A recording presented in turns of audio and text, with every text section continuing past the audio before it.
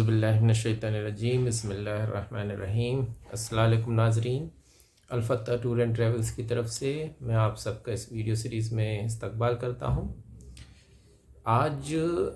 آپ لوگوں کو اگر معلوم ہوگا کہ آج جو ہے انڈیا میں اور کئی دیشوں میں کئی حصوں میں جو ہے سولر ایکلپس سوریہ گرہن دیکھا گیا تھا۔ تو اسی کے بارے میں آج ہمارا یہ ٹاپک ہے کہ سوریہ گرہن کیا ہوتا ہے، کیا اس کا اسلام میں اس کی کیا معنی ہے، کیا کرنا چاہیے ہمیں اگر سوریہ گرہن یا کوئی بھی کسی بھی طرح کا ایکلپس، سولر ایکلپس یا لونر ایکلپس ہوتا ہے تو ہمیں اس میں کیا احتیاط برتنا چاہیے، کیا کرنا چاہیے، کیا شریعت میں اس کے کیا حدیث میں اس کے بارے میں کیا بتایا گیا ہے۔ آپ حضور صلی اللہ علیہ وسلم کی ٹائم پہ جو ہے سوریہ گرہن ہوا تھا، سولر ایکلپس ہوا تھا، اور یہ ایک خاص ایک بڑا دن تھا اس لحاظ سے کہ اس دن حضور صلی اللہ علیہ وسلم کے بیٹے کی موت ہوئی تھی، کی وفات ہوئی تھی اس دن۔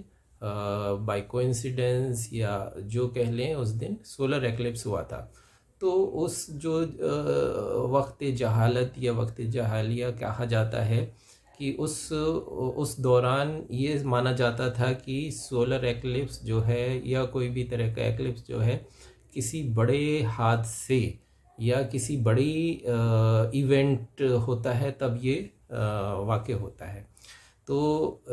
واقعی میں کیونکہ حضور صلی اللہ علیہ وسلم کے کوئی بیٹا نہیں تھا، ان کے بیٹا ہوا کافی دنوں میں اور پھر اس کی موت ہو گئی، تو لوگوں میں یہ تھا کہ ہاں یہ ایک بڑا حادثہ ہے، اس وجہ سے جو ہے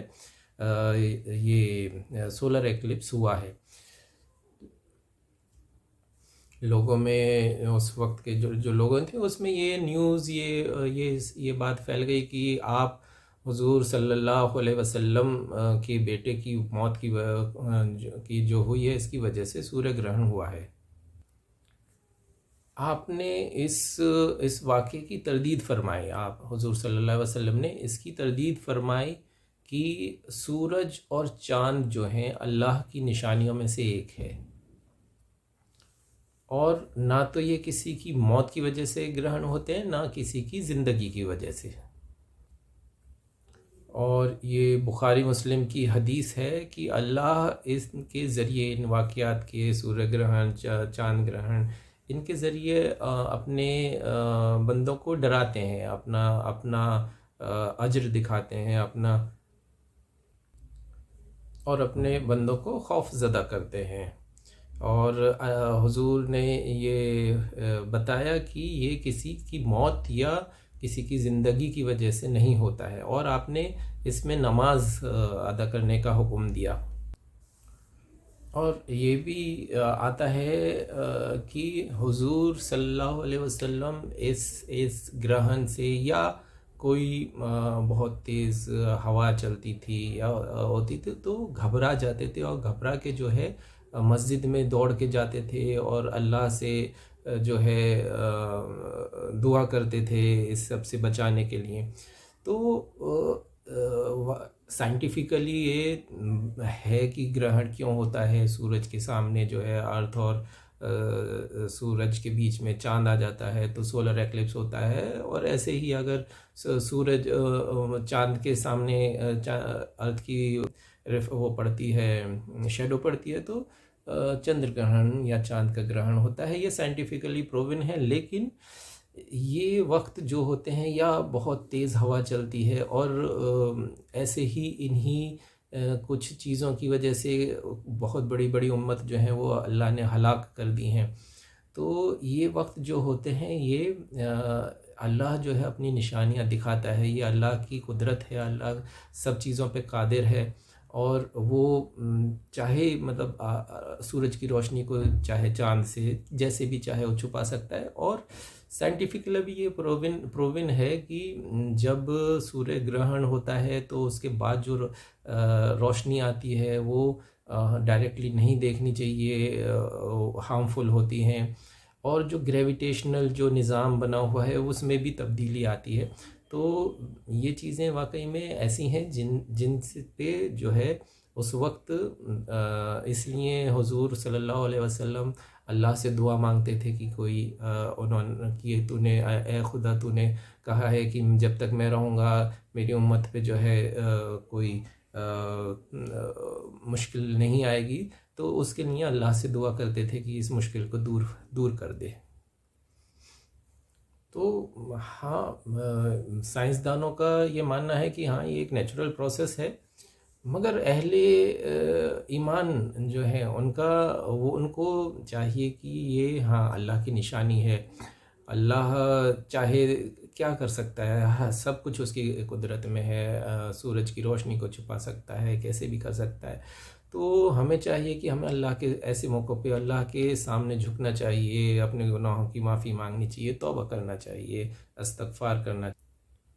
اور وہی عمل کرنا چاہیے جو حضور صلی اللہ علیہ وسلم نے ہمیں بتایا ہے، اور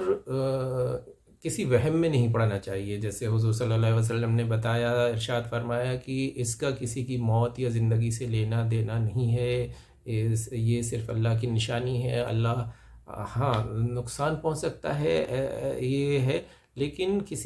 اگر وہ پروون نہیں ہے شریعت سے یا حدیث سے یا کسی اس سے چیز سے پروون نہیں ہے، تو اس کو اس وہم میں نہ پڑیں کہ حاملہ عورتیں کو نہیں نکلنا چاہیے، چھری کسی کوئی تیز چیز، مطلب وہ بہت ساری طرح کے وہم ہیں، ان میں نہیں پڑنا چاہیے۔ بس جو عمل حضور صلی اللہ علیہ وسلم نے کہا ہے اسے کرتے رہنا چاہیے۔ تو ہمیں جو کرنا ہے وہ نماز پڑھنی چاہیے، اکیلے انفرادی نماز بھی پڑھ سکتے ہیں، جماعت کے ساتھ بھی پڑھ سکتے ہیں۔ بہتر ہے کہ اگر جماعت کے ساتھ پڑھیں، مسجد میں یا کسی میدان میں جماعت کر کے نماز پڑھیں۔ اور 2 رکعت نماز ہوتی ہے، یہ فرض نہیں ہے، سنت ہے، 2 رکعت نماز پڑھی جاتی ہے، اور یہ ہے روایت کہ حضور صلی اللہ علیہ وسلم لمبی نماز پڑھا کرتے تھے، تو جتنی لمبی ہو سکے نماز پڑھنی چاہیے۔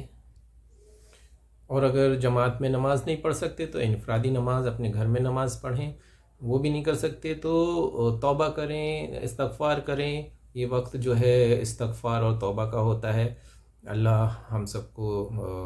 عمل کی توفیق عطا فرمائے۔